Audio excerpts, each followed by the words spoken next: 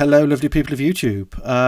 So this video is all about this little fella here, the Woovebox, this tiny little Groovebox, which is something I knew nothing about until a few weeks ago.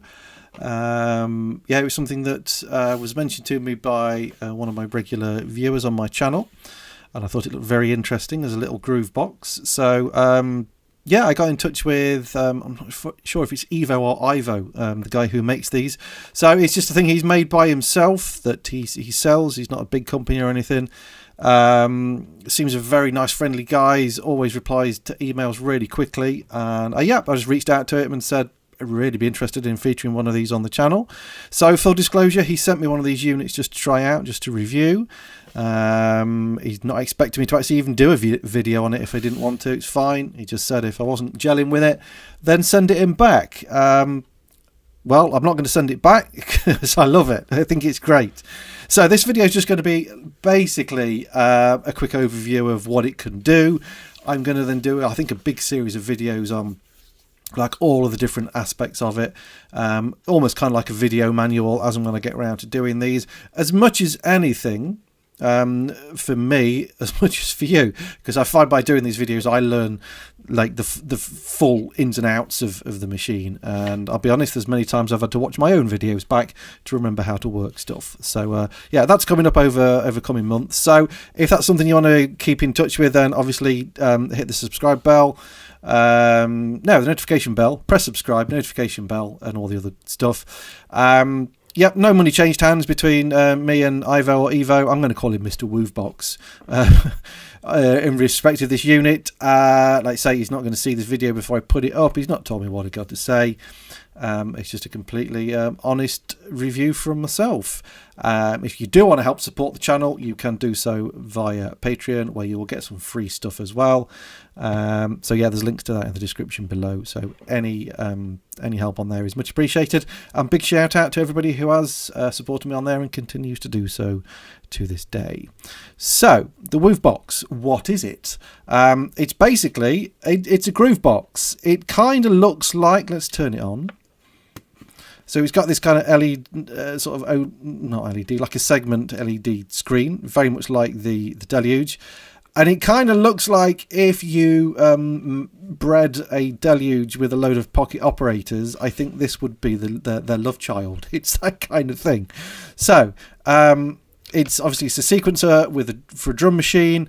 It's got a pretty comprehensive synth engine in here, 2 oscillators, which I'll talk briefly about in this video. Sampler, you've got song mode, you've got live mode, and all sorts. So when you first turn it on, we come into song mode.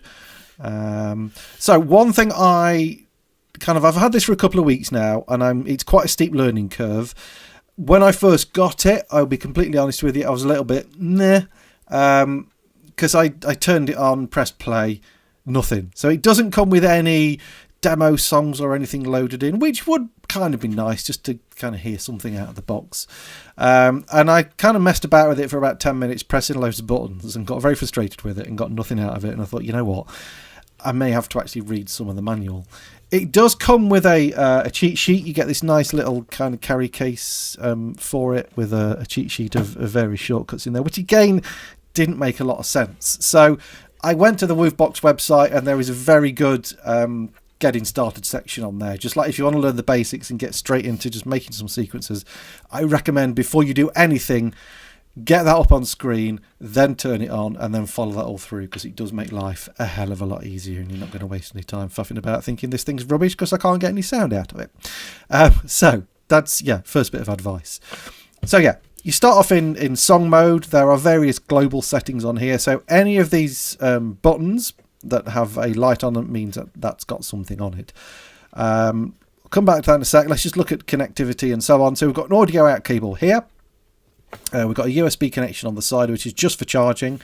On the back there is an audio input for sampling, and there is also a MIDI input, which is one of those MIDI breakout cable things. I think it's type A, but don't quote me on that. I'm not sure, because there's 2 different types, but I have got it to work the MIDI out got to work straight away. MIDI in is only via Bluetooth, which does have its issues.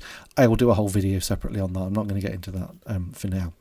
So on the kind of like the main song global page, basically we've got 16 different songs at the moment. I'm on song 1. If I hold play and go onto here, sorry, that wasn't supposed to happen. If I hold play, no, hang on. Yes, hold play, and then you can choose your different songs. Okay, song 2, song 3, and so on, empty song. So let's go back to song 1. Easy said than done. There we go. And don't play yet. We're going to play you in a minute. Stop. Right.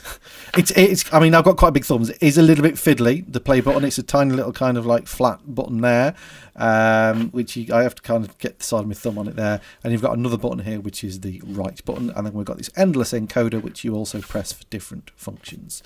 So yeah, I'll just give you an example of some of these. So you've got the global BPM, the global scale, root note, and so on, and various other different things across here. The screen, you do get this kind of like abbreviated thing, so you've got to remember quite a lot of those. There is, if you hold it down, it will give you kind of a longer version, which sometimes makes complete sense and sometimes doesn't. So again, you've got to sort of get your head around learning that.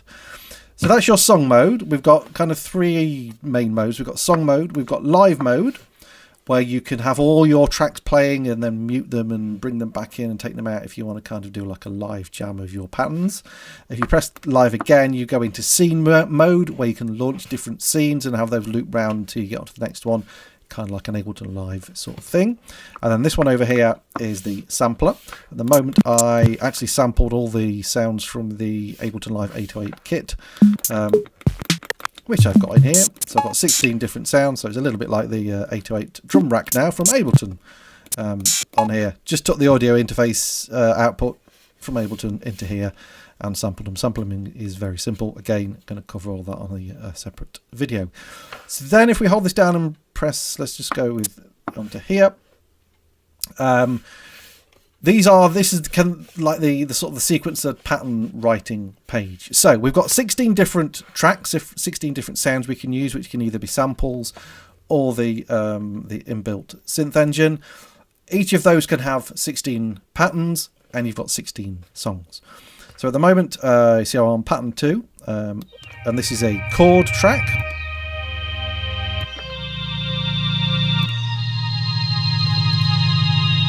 So the chord track is kind of like a special track because that one is polyphonic. It will play, I think, up to 5 notes. And you've got loads of different chord types. You can scroll through these here. Again, I'm going to cover this in future videos. But you've got kind of suggestions as to what the tracks would be. So the suggestion here is that this is a bass track. This is like a lead thing, but I've got claps on there and so on. This one would be the arpeggiator track. So to switch between the tracks, we're just pressing down on the encoder and then choosing the one. We've got one that's kind of labelled as a kick drum, bass drum. We've got snare and so on. They don't have to be that. They're just kind of like good guiders for elements for a song. And I've tended to, while I'm playing with it, to sort of stick with those and then use these other 8 along the bottom as like different things. But let's say if you want this to be a bass or an arp or a lead or whatever, you're not restricted to not doing that. They can be on anything. So let's just look at patches. Let's just go back to the bass patch. So we've got 16 different patches that we can have. Any of these that got a light on are a different patch. So at the moment, I've got this bass sound. If I wanted to try this bass sound, I would just hold on this and see it says patch OK. And if I want to solo just that one, I can then press on that again. And then it will play it through all the way.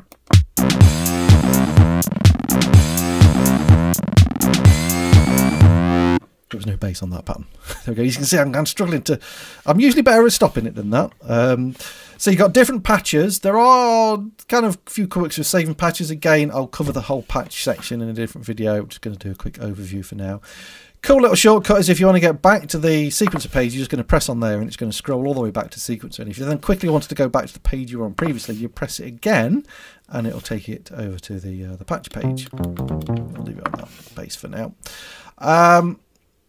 We then have the pattern page. So this is all kind of within the sequencer programming section of the thing. And again, you've got different parameters on here. You've got beat division, pattern length, and how you chain them all together. We've got the global settings, which is things like the volume of that track, transposition of it, saturation. We've got swing, saturation, bit crush, distortion, then reverb, chorus, and 2 different delays. So we've got lots of effects that we can use on the global page. We've then got 2 oscillators. So the synth engine is actually quite a powerful synth engine.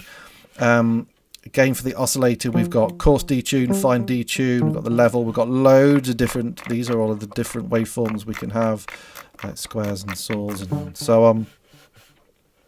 Let's go back to patch and just make sure I'm on the one I was on previously. Which one was it on? So there's my song that sound weird. Yeah, I got envelope depths and LFOs and how the looping of the thing and all sorts of stuff. Again, we'll cover this in separate videos. Oscillator 2 has exactly the same settings. We then have an amp page.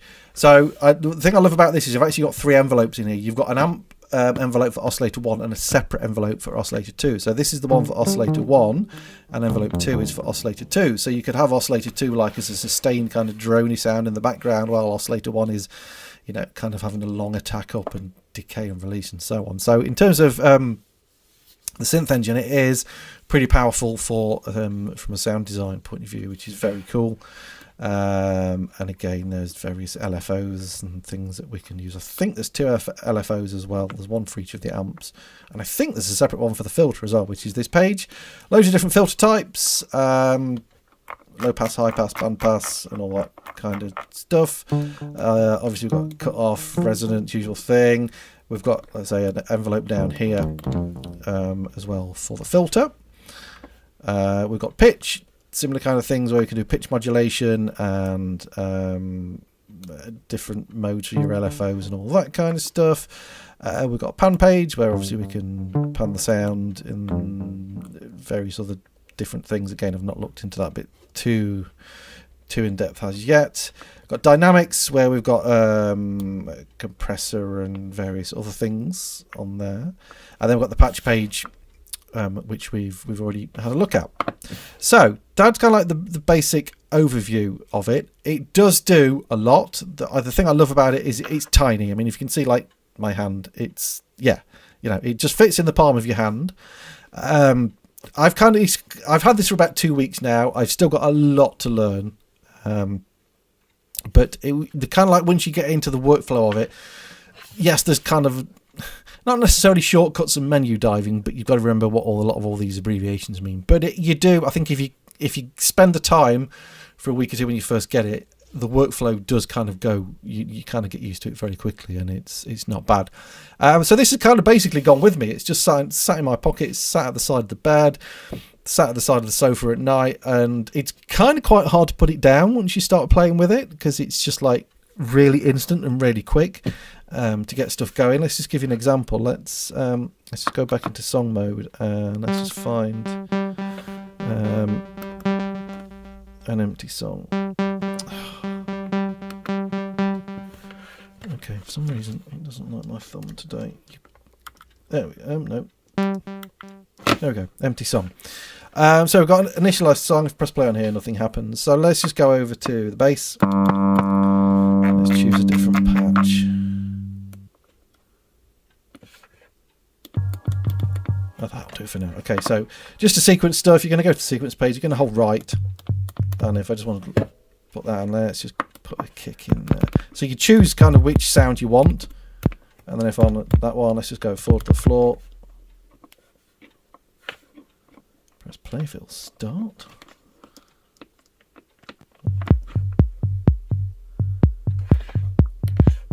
Okay, so we want to put an ARP in there. Let's choose, I don't know, that B.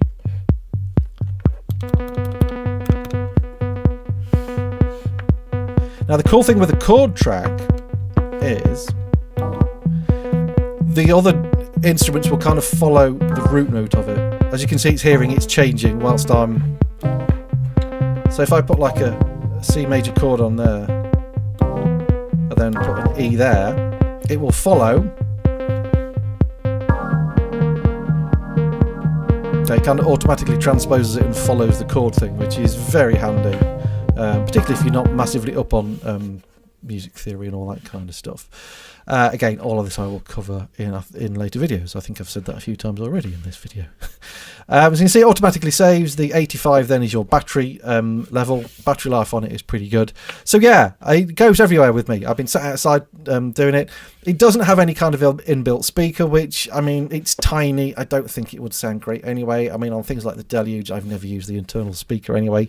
I guess it would be useful every now and then, but as long as you've got a pair of headphones with you, then it's not an issue. So I have had a go at doing a song. I'll be the first to admit it's not the best thing I've ever done. Let me get on to song 1 if I can. There we go. So basically the way you put your songs together is you get all your different patterns written first, and then you put them together in these things which are called fragments, and you can see these are like the different patterns I've got playing on each fragment. Again, you know, if this is all new to you, it will all look very weird and confusing, but I'm just going to finish this video and let this song play out. Obviously, if you know me and you know my channel, the first thing I normally do when I get any new bit of gear is, can I make it sound like a 303, which is what I've done on this. And yes, you can make it sound like a 303 quite well, actually, particularly for a distorted 303. It sounds pretty cool. So that's what I've used in this track. So I'm going to just finish the video and letting that play out. Like I say, this was just a quick intro overview, my initial thoughts on the thing, and then we'll get into a lot more in-depth videos further on down the line with this. Thanks to Ivo, Mr. Woovebox, for sending this out to me. It is a great piece of kit. I think they're around about $250, £250, so you're not talking stupid money. And it's kind of, I mean, it kind of feels, it's not heavy, but it kind of feels fairly solid. It's kind of nice to hold. And if you just want an ultra portable Groovebox just for like sketching ideas down, that's not a stupid price. It's great, and you can export stems as WAV files as well and all that sort of stuff. So go and check it out, have a look at the website. I'll put a link to the website in the link, so if you want to support my channel, then please do so via Patreon. And I'm going to just let this song play out for this last few minutes, and I'll see you in the next video. Thanks for watching. Here we go.